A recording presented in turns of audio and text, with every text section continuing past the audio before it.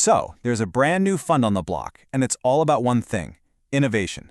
But here's the catch. It comes with this massive 60-plus page official document. I mean, who has the time to read all that, right? Well, good news, we do. We've waded through it all, and in the next few minutes, we're going to break it down for you, plain and simple.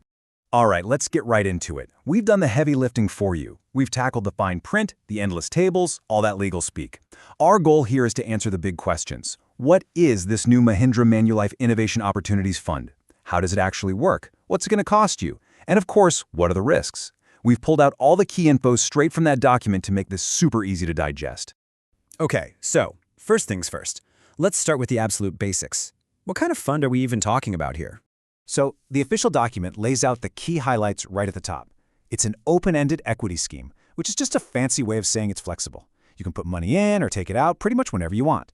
Now, the really important part is that it's a thematic fund. Its whole reason for being is to chase after companies built around one single idea, innovation. And the goal? Long-term growth. To see how well it's doing, they'll compare it to the NIFTY 500 TRI, the index that tracks 500 of India's biggest companies. So let's talk a bit more about that thematic label, because it's super important. Think of it this way. Instead of spreading your money all over the market like a regular fund might, a thematic fund goes all in on one big idea. It's like a specialist, not a generalist. In this case, that big idea is innovation. This kind of focus, well, it could potentially lead to some pretty high returns if that theme takes off. But, and this is a big but, it also brings its own set of risks. Okay, so we know it's a fund that's laser-focused on innovation, but what does that actually mean? How are they gonna invest the money?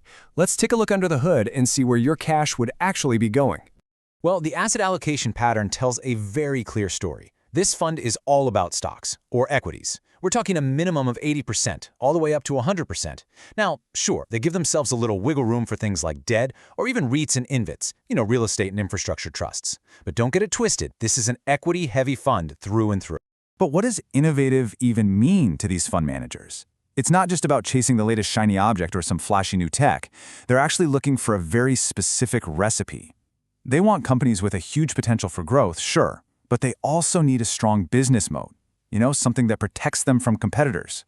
On top of that, they're looking for stability, a management team that knows what they're doing, and crucially, a price that makes sense.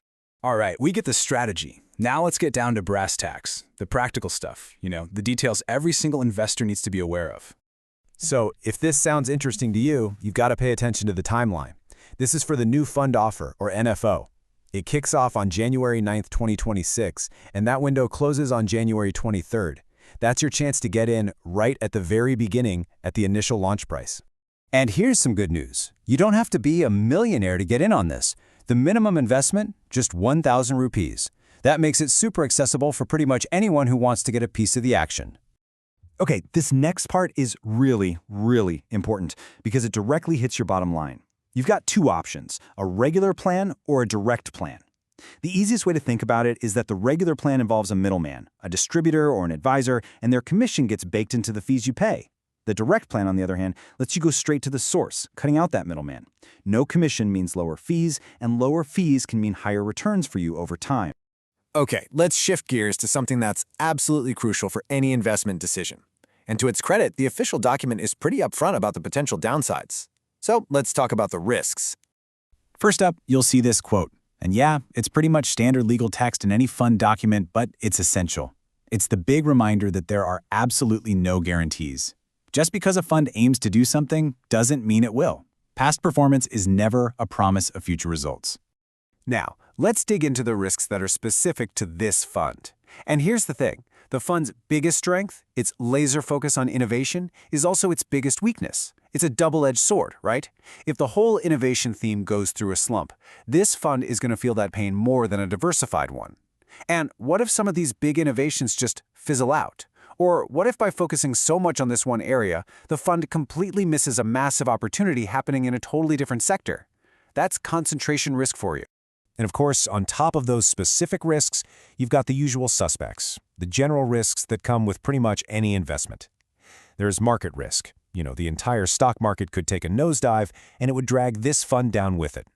Then you have things like credit risk, where a company can't pay back its debt, and liquidity risk, where it might be tough to sell an investment quickly without taking a big loss.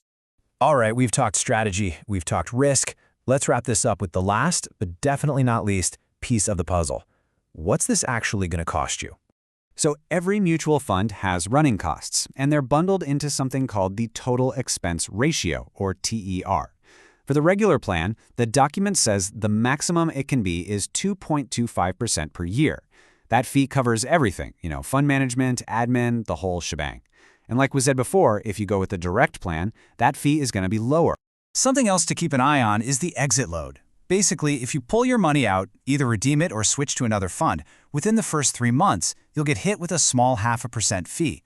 But if you wait longer than 3 months, poof, it's gone, no exit load.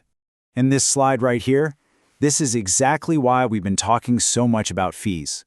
This is an illustration taken straight from the document itself. Just look at the difference. That seemingly small gap in the expense ratio between the regular and direct plans, well, it makes a real tangible difference in your wallet after just 1 year.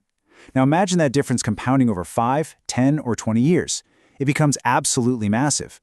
So there you have it. We've taken that huge 60-page document and boiled it down to the absolute need-to-know stuff. The strategy, the costs, the risks. Which leaves us with the big question, right? Is making a concentrated bet on innovation the right move for your portfolio? Well, we can't answer that for you, but now you've got the key facts from the source to help you make a much more informed decision.